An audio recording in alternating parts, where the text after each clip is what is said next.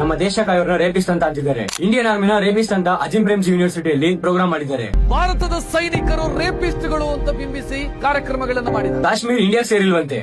ಭಾರತದ ವಿರೋಧವಾಗಿ ಜಮ್ಮು ಕಾಶ್ಮೀರವನ್ನ ಭಾರತದ ಭಾಗ ಅಲ್ಲ ಅಂತ ಹೇಳಿಕೊಂಡು ಸರ್ಜಾಪುರ ಹತ್ರ ಅಜಿಂ ಪ್ರೇಮ್ಜಿ ಯೂನಿವರ್ಸಿಟಿಯಲ್ಲಿ ಈ ತರ ಪ್ರೋಗ್ರಾಮ್ ನಡೀತಾ ಇದೆ ಅಂತ ಎಬಿಪಿ ಅವರಿಗೆ ಗೊತ್ತಾಗಿದೆ. ಆಗ ಅವರು ಇಂಡಿಯನ್ ಫ್ಲಾಗ್ ಇಟ್ಕೊಂಡು ಯೂನಿವರ್ಸಿಟಿ ಹತ್ರ ಬಂದ್ರೆ ಅವರಿಗೆ ಕಲ್ಲಲ್ಲಿ ಹಲ್ಲೆ ಮಾಡಿದ್ದಾರೆ.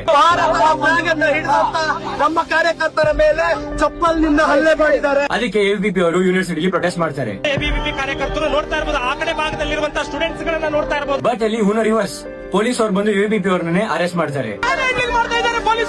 ಇವತ್ತು ಪೊಲೀಸರು ದೇಶದ್ರೋಹಿಗಳ ಕಾರ್ಯಕ್ರಮ ಮಾಡ್ತಾ ಇದ್ರೆ ಅವ್ರನ್ನ ಅರೆಸ್ಟ್ ಮಾಡಿಲ್ಲ. ಅಜಿಂ ಪ್ರೇಮ್ಜಿ ಯೂನಿವರ್ಸಿಟಿ 3 years ಇಂದ ಆಂಟಿ ನ್ಯಾಷನಲ್ ಆಕ್ಟಿವಿಟಿಗೆ ಹಾಟ್ಸ್ಪಾಟ್ ಆಗಿದೆ. The Azim Premji University from 3 years has been an hotspot for anti-national activities. ಇದು ನಮ್ಮ ಕರ್ನಾಟಕ, ಯಾವ್ದೋ ಪಾಕಿಸ್ತಾನ ಅಲ್ಲ.